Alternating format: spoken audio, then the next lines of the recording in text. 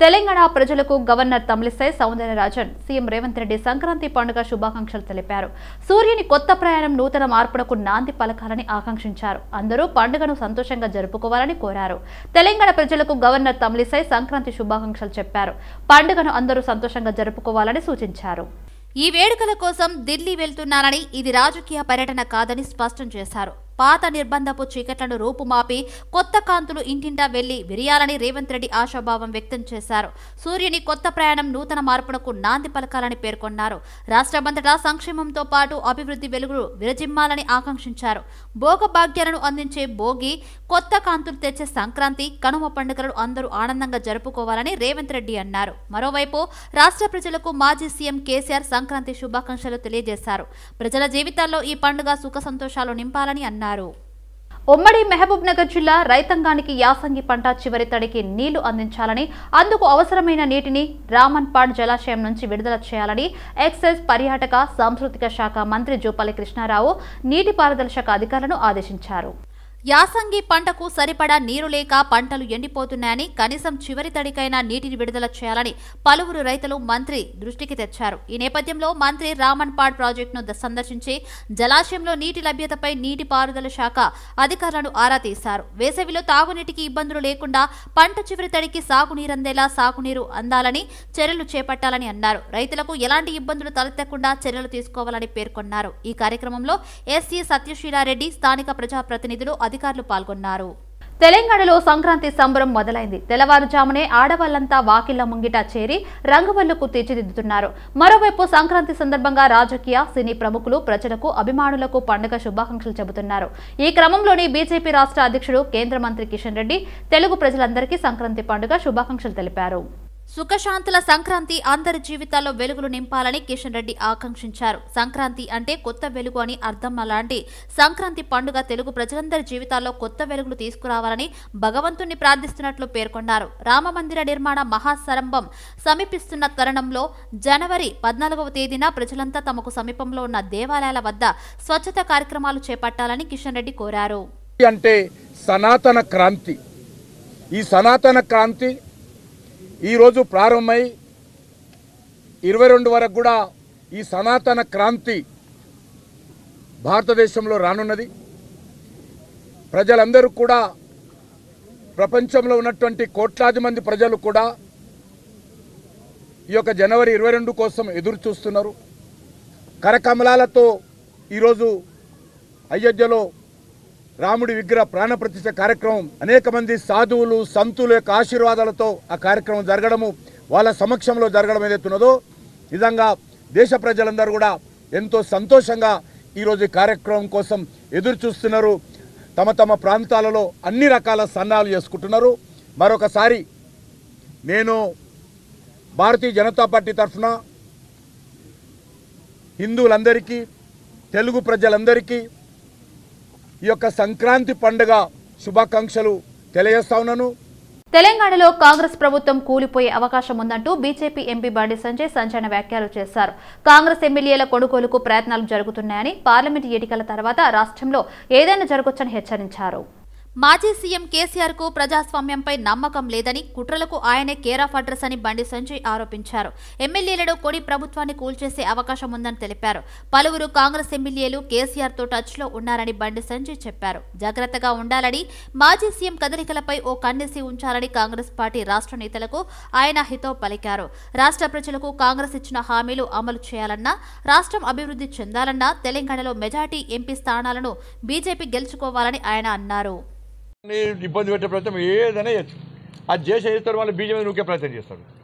ఈ కాంగ్రెస్ వాళ్ళకు మీరు ఫస్ట్ కేసీఆర్ సంగతి చూడండి. ఫస్ట్ మీరు ఊరికే బీఆర్ఎస్ బీజేపీ ఒకటి, బీజేపీ ఎక్కడ ఒకటే, బీఆర్ఎస్ బీజేపీ ఒకటి మేము కలిసి పోటీ చేసినాం. ఎప్పుడైనా మీరు దాన్ని పట్టుకొని మళ్ళీ పార్లమెంట్లో గెలిచే ప్రయత్నం చేస్తే మీ సంగతి కేసీఆర్ చూస్తారు. ఫస్ట్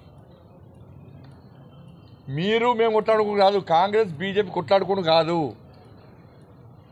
ఉన్న అక్కడక్కడ కొంచెం ఉన్న బీఆర్ఎస్ పార్టీ ఆయనతో బొంద పెట్టాలి. ఫస్ట్ ఎందుకంటే ప్రజలను రాసి రంపాన పెట్టిన బీఆర్ఎస్ పార్టీ వాళ్ళు,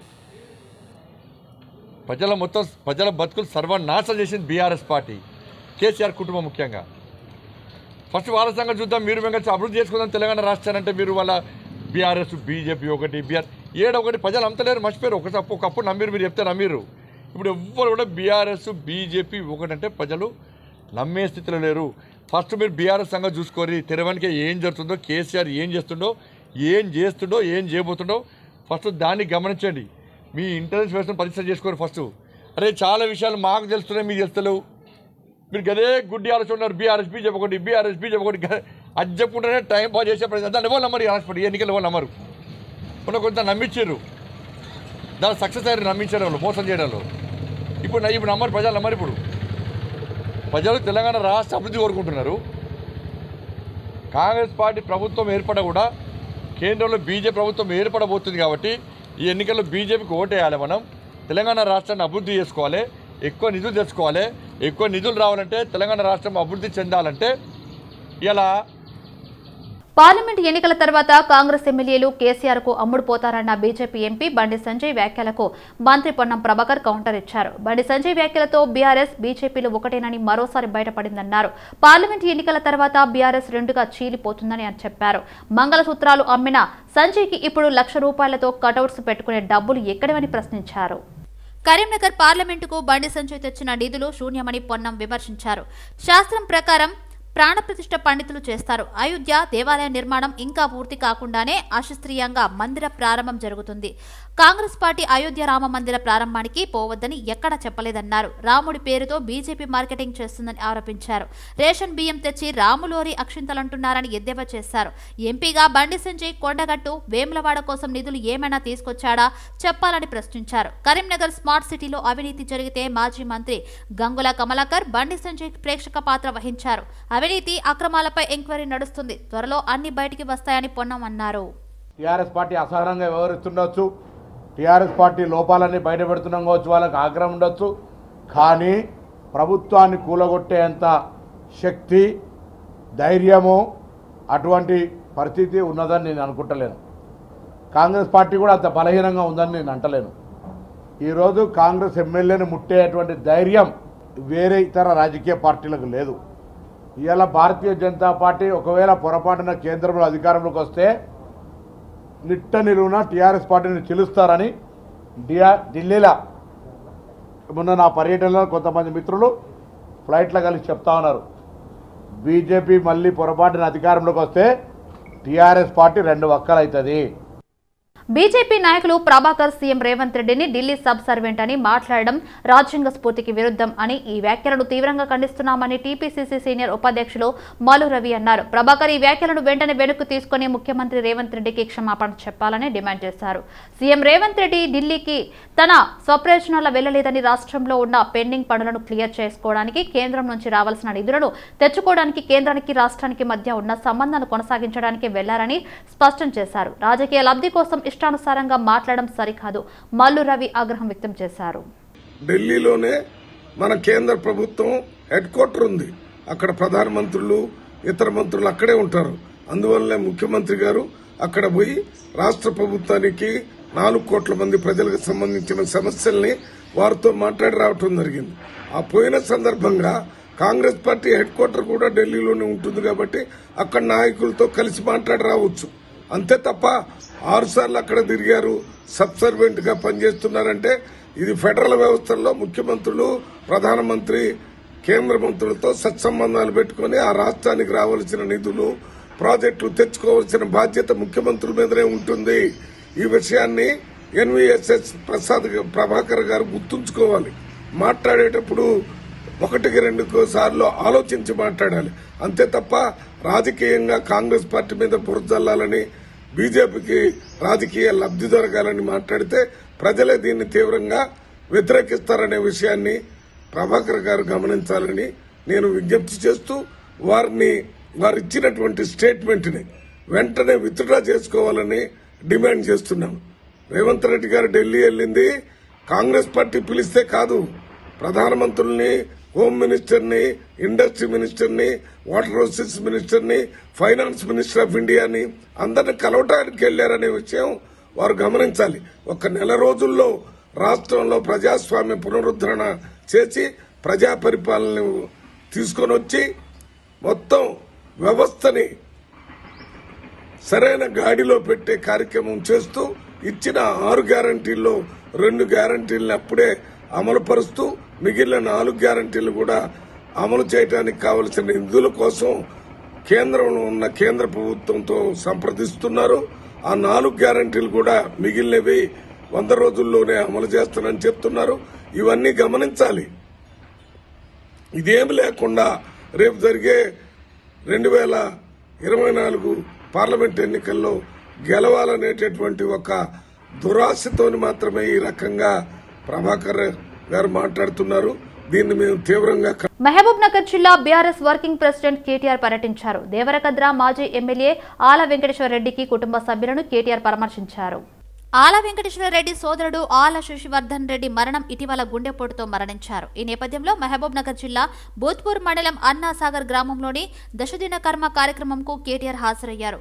శశివర్ధన్ రెడ్డి చిత్రపటానికి కేటీఆర్ పుష్పాంజలి ఘటించారు. కేటీఆర్ వెంట ఉమ్మడి జిల్లా బీఆర్ఎస్ నేతలు, మాజీ మంత్రులు శ్రీనివాస్ గౌడ్, నిరంజన్ రెడ్డి, మాజీ ఎమ్మెల్యేలు, ఎమ్మెల్యే విజయుడు ఉన్నారు. ప్రజల భాగస్వామ్యం లేనిదే అనుకున్న లక్ష్యం నెరవేరడం సాధ్యం కాదని సిద్దిపేట ఎమ్మెల్యే హరీష్ రావు అన్నారు.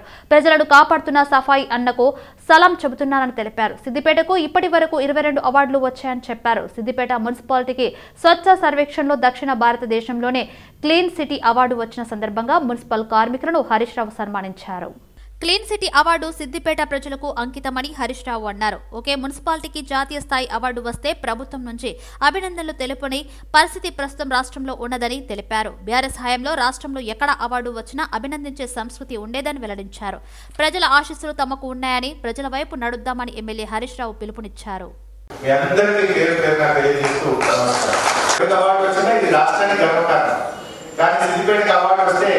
కనీసం ఒక ట్వీట్ కూడా, ఒక చిన్నపాటి అభినందన కూడా మనం నోచుకోలేకపోయినామంటే మన సిద్దిపేట మీద ఎంత గుళ్ళు ఉండదో, కక్ష ఉండదో అర్థమైపోవాలి. బట్ వాళ్ళు ఇచ్చినా చేయకపోయినా ప్రజలు మనకున్నా. అయితే 4,477 మున్సిపాలిటీలు ఈ దేశంలో ఈ స్వచ్ఛ సర్వేక్షణ్ లో పాల్గొన్నాయి. 4,477 మున్సిపాలిటీలు పాల్గొంటే ఈ దేశంలో మనది 9వ స్థానం, దక్షిణ భారతదేశంలో మొదటి స్థానం. ఎంత 4,477లో 9వ స్థానం. దక్షిణ భారతదేశం అంటే తెలంగాణ, ఆంధ్రప్రదేశ్, తమిళనాడు, కేరళ, ఇందులో మన నంబర్ 1. గొప్ప అచీవ్మెంట్. ఇంత cleanest city of south India ఈ అవార్డు వస్తే కనీసం రాష్ట్ర ప్రభుత్వం నుంచి ఒక చిన్న అభినందనకు మనం నోచుకోలేదు. సరే, వాళ్ళు లేకపోయినా మన సిద్దిపేటలో మన గర్వకారణం దేశం గుర్తించింది, మనకు జాతీయ స్థాయిలో మనకు అవార్డు వచ్చింది. Thank you. జై Telangana. Hindi Bigg Boss 17 host Salman Khan hero నిర్వహిస్తున్న షోలో కర్ణాటకకు చెందిన అరుణ్ మహాశెట్టి పాల్గొన్నారు. ఈ సందర్భంగా బిగ్ బాస్ షో అరుణ్ మహాశెట్టిని గెలిపించాలని వారి కుటుంబ సభ్యులు తెలుగు వారిని అభ్యర్థించారు. అందులో భాగంగా హైదరాబాద్ నగరానికి వచ్చిన ప్రముఖ యూట్యూబర్, అతని తమ్ముడు తేల్కా, అతని భార్య బషీర్బాగ్లోని ఓ బంగారు ఆభరణాల షాపులో సందడి చేశారు. ఈ సందర్భంగా వారిని భవానీ బంగారు ఆభరణాల దుకాణ నిర్వాహకులు ఘనంగా సన్మానించారు. ప్రస్తుతం జరుగుతున్న హిందీ బిగ్ బాస్ షోలో తమ అన్న ఎలాంటి గొడవలు పడకుండా ప్రశాంతంగా ఆడుతున్నారని, ఫైనల్ ఓటు వేసి గెలిపించాలని తెలుగు ప్రజలకు విజ్ఞప్తి చేశారు.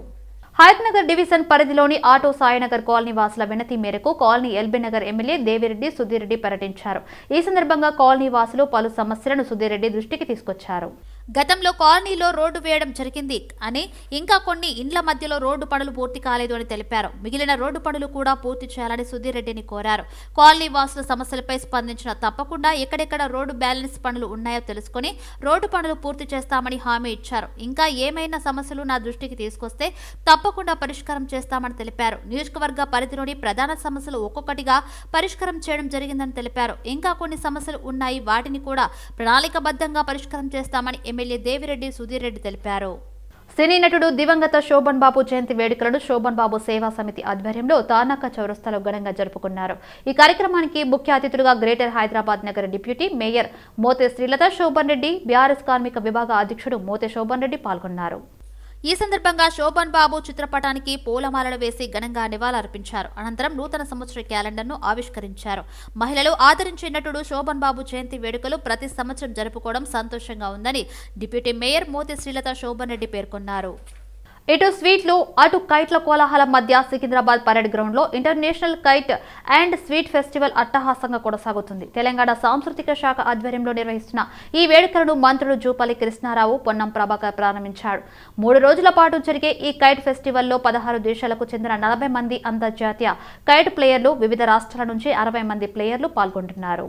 పతంగుల పండుగతో పాటు నిర్వహిస్తున్న స్వీట్ ఫెస్టివల్లో 400 స్టాళ్లు ఏర్పాటు చేశారు. తెలంగాణ సంప్రదాయ వంటలు పంజాబ్, గుజరాత్, కేరళ, మహారాష్ట్రతో పాటు ఇతర రాష్ట్రాలకు చెందిన మహిళలు ఇంట్లోనే తయారు చేసిన 400 రకాల స్వీట్లను ఫుడ్ కోర్ట్ లో ప్రదర్శిస్తున్నారు. హస్తకళలు, చేనేత వస్త్రాల స్టాల్స్ ఏర్పాటు చేశారు. సందర్శకులకు ఉచిత ప్రవేశం కల్పించారు. 3 రోజుల పాటు జరిగే ఈ వేడుకలకు దాదాపు 15 లక్షల మంది హాజరవుతారని అంచనా. సంక్రాంతి సందర్భంగా మేడ్చల్ జిల్లా మల్కజ్గిరిలోని జ్యోతి హైస్కూల్లో సిటీ విజన్ ఛానల్ ఆధ్వర్యంలో ముగ్గుల పోటీల కార్యక్రమం నిర్వహించారు. ఈ ముగ్గుల పోటీలు ఉత్సాహంగా మహిళలు, చిన్నారులు పాల్గొన్నారు. ముగ్గుల కార్యక్రమంలో చిన్నారులు, మహిళల వివిధ రకాల రంగురంగుల ముగ్గులు వేసి అందరినీ ఆకట్టుకున్నారు. సంక్రాంతి ఉట్టిపడేలా వేసిన డిజైన్లలో రంగులను నింపి ఇంటి ముందు సంక్రాంతి గొబ్బెమ్మలతో, చెరుకు గడలు, పూల అలంకరణలతో సరికొత్తగా ముంగీలను మహిళలు అలంకరిస్తారు. అనంతరం చిన్నారులపై భోగి పండ్లను పోసి పండుగను సంతోషంగా జరుపుకున్నారు. అంటే సంక్రాంతి సెలబ్రేషన్లు అంటే మీకు తెలిసిన ఏదైనా 2 విషయాలు చెప్పండి. సంక్రాంతి అంటే పొంగల్ని చేస్తారు. కుండలో పాలను వేగిస్తారు. అంటే సంక్రాంతికి మనం కొత్త బియ్యం వస్తాయి కాబట్టి అది పాలు కుండలో పెట్టి పాలు పొంగిస్తారు కాబట్టి మనం భోగి రోజున పాలు పొంగించుకుంటాం కాబట్టి భోగి సెలబ్రేషన్ అన్నమాట. భోగి ఇంకా సంక్రాంతి రోజు కైట్స్ ఎగిరిస్తారు. అందరు కొత్త కొత్త ముగ్గులు వేస్తారు, బట్టలు వేసుకుంటారు. కొత్త కొత్త బట్టలు కూడా వేసుకుంటాం కదా. మరి మీకు బట్టలు కొనుక్కున్నారా? కొత్త డ్రెస్సెస్ ఓకే. మీరు వేసిన ముగ్గు ఎక్కడ ఉంది? అది అందరికీ happy Sankranti. City vision happy Sankranti. City vision ప్రేక్షకులకు హ్యాపీ సంక్రాంతి. సిటీ విజన్ ప్రేక్షకులకు హ్యాపీ సంక్రాంతి. సంక్రాంతి సెలబ్రేషన్స్ అంటే ఇది అనాదిగా వస్తున్నదండి. దీనికన్నా ముందు ఇరు రాష్ట్ర ప్రజలకి, యావత్ భారతదేశానికి సంక్రాంతి శుభాకాంక్షలు. సంక్రాంతి అనేది మనము 4 రోజులు చేసుకుంటామండి. చాలామందికి ముక్కనుమ అనేది తెలీదు, చాలా తక్కువ చేసుకుంటారు. అది మొదటి రోజు మామూలుగా భోగి చేసుకుంటారు, భోగి పళ్ళు అవన్నీ పెట్టుకుంటారు పసిపిల్లలందరికీ భోగి పళ్ళు. రెండో రోజు సంక్రాంతి, ఇలా బొమ్మలు వేసుకోవడము, అంటే ముగ్గులు వేయడము. ఆకాశంలో చుక్కల్ని మహిళలు ఎలాగో కలపలేరు కాబట్టి ఆ చుక్కలన్నీ తీసుకొచ్చి ఇక్కడ అందంగా రంగవల్లులు వేసుకుని చక్కగా కలుపుతున్నారు. అందులో మా జ్యోతి స్కూల్ అంటే ఇంకా నెక్స్ట్ లెవెల్ అస్సలు డిజైన్ చెప్పాలంటే. తర్వాత మనం మామూలుగా కనుమ చేసుకుంటాం. కనుమ రోజున ఏంటంటే పక్షులకి, పశువులకి అలంకరణ చేసుకుని వాటికి పూజ చేస్తారు. ముక్కనుమ కూడా చేసుకుంటారు. సో 4 రోజుల పండుగ ఉంటుంది. సంక్రాంతికి స్పెషల్గా ఏంటంటే ఇంటికి కొత్త అల్లుడు రావడము, కోడళ్ళు రావడము. సో కొత్త పండగ అవి. ఇంకోటి ఏంటంటే ఆంధ్రాలో అయితే మనకి కోడి పందాలు, ఇంకా రకరకాల పందాలు ఉంటారు.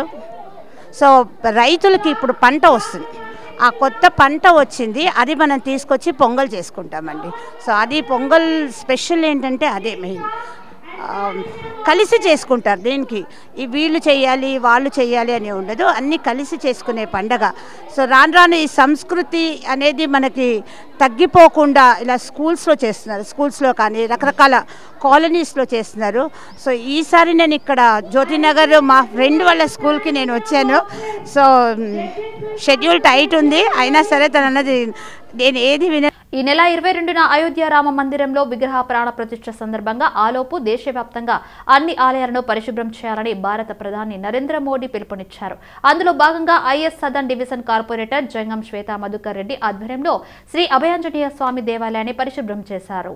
ఎన్నో ఏళ్లుగా భారతీయులు ఎదురుచూస్తున్న శ్రీరాముల వారి ప్రాణప్రతిష్ఠ రోజు దగ్గరలో ఉందని, ప్రతి ఒక్కరూ ఆ రోజున ఇంటిలో దీపాలు వెలిగించాలని జంగం శ్వేత మధుకర్ రెడ్డి పిలుపునిచ్చారు. ఈ కార్యక్రమం భాగ్యనగర్ జిల్లా ఉపాధ్యక్షులు జంగం మధుకర్ రెడ్డి, డివిజన్ అధ్యక్షులు గిరిధర్ రెడ్డి, రాజేందర్, సురేష్ గారు, అమరేష్ రెడ్డి, విశాల్జీ, వెంకటరెడ్డి, ముఖేష్, రాజేష్, నేతాజీ, రాజశేఖర్ రెడ్డి, ప్రసాద్ చారి, కాలనీ ప్రెసిడెంట్ అశోక్ రెడ్డి, సురేందర్ రెడ్డి, జనార్దన్ రెడ్డి, విశాల్, రాజేష్, నేత మరియు బీజేపీ నాయకులు, కార్యకర్తలు, జీహెచ్ఎంసీ సిబ్బంది పాల్గొనడం జరిగింది. సికింద్రాబాద్ నియోజకవర్గంలోని అడ్డగుట్ట డివిజన్ బోయా బస్తీలో గంగపుత్ర సంఘం ఆధ్వర్యంలో సంక్రాంతి ముగ్గుల పోటీలు ఘనంగా నిర్వహించారు. ముగ్గుల పోటీల్లో ముఖ్య అతిథిగా తీగల్ల శిల్ప రామేశ్వర్ గౌడ్ హాజరయ్యారు. అనంతరం ముగ్గుల పోటీలో గెలిచిన వారికి బహుమతులు అందజేశారు. కార్యక్రమంలో గంగపుత్ర సంఘం నేతలు తదితరులు పాల్గొన్నారు. మన ఆచారాలు సాంప్రదాయాలను పెంపొందించే పండుగలను సంక్రాంతి పండుగను ఘనంగా జరుపుకోవాలని కోరారు. కొత్త సంవత్సరంలో ప్రతి ఒక్కరికి సుఖ సంతోషాలు ఉండాలని అన్నారు. పండుగలు మన సంస్కృతి సాంప్రదాయాలను చాటి చెబుతాయని మాజీ మంత్రి ఎమ్మెల్యే తలసాని శ్రీనివాస్ యాదవ్ అన్నారు. హైదరాబాద్లోని పీపుల్స్ ప్లాజాలో నిర్వహించిన కైట్ ఫెస్టివల్లో ఆయన పాల్గొన్నారు. తన చిన్నతనం నుంచి పతంగులు ఎగిరేయడం అలవాటు అని ఎమ్మెల్యే తలసాని అన్నారు. దేశంలో ఎక్కడా లేని విధంగా హైదరాబాద్లో పతంగుల పండుగ జరుపుకోవడం ఆనవాయితీగా వస్తుందని తెలిపారు. మన ఆచారాలు సాంప్రదాయాలను పెంపొందించే పండుగలను ఘనంగా జరుపుకోవాలని ఆయన తెలిపారు. ప్రతి ఏడాదికి ఏపీకి వెళ్లి పండుగ జరుపుకునే వాడినని, కానీ ఈసారి కుటుంబ సభ్యులతో జరుపుకుంటున్నట్టు తలసాని శ్రీనివాస్ యాదవ్ చెప్పారు. కాగా తెలుగు రాష్ట్రాల్లో ఆదివారం భోగి పండుగను అంతా ఘనంగా జరుపుకుంటున్నారు. ఉదయాన్నే భోగి మంటలు వేశారు. చిన్న పెద్ద అనే తేడా లేకుండా అందరూ కలిసికట్టుగా భోగి వేడుకల్లో పాల్గొన్నారు. హైదరాబాద్ సైదాబాద్లో ఘనంగా మల్లన్న స్వామి కళ్యాణ మహోత్సవం కార్యక్రమం నిర్వహించారు. 400 సంవత్సరాల పురాతనమైన భాగ్యనగర్లోనే ప్రసిద్ధిగాంచిన సైదాబాద్ కరణ్బాగ్ మల్లికార్జున స్వామి ఆలయంలో స్వామివారి కళ్యాణ మహోత్సవం జరిపించారు. ఈ కళ్యాణ మహోత్సవానికి దేవాదాయ శాఖ ఆధ్వర్యంలో భారీగా ఏర్పాట్లు చేశారు. ఉత్సవాలకు ఆలయాన్ని సుందరంగా తీర్చిదిద్దారు. ఈ వేడుకల్లో ఒగ్గు పూజారి మారయ్య ఒప్పందం బృందం ఆధ్వర్యంలో నిర్వహిస్తున్నారు. ఉత్సవాల రెండవ రోజు కొట్నం బలిజమేడల దేవి, గొల్లకేతమ్మ, శ్రీ బలిజమ్మ ఏడదేవి తదుపరి సదరుపటం అగ్నికుండాలు నిర్వహించారు. అనంతరం అన్నదానం చేశారు. ఈ వేడుకలకు పెద్ద ఎత్తున తరలివచ్చిన భక్తులకు ఇబ్బందులు కలగకుండా ఆలయ ఈవో సత్యనారాయణ ఆధ్వర్యంలో సిబ్బంది ప్రత్యేక ఏర్పాట్లు చేశారు.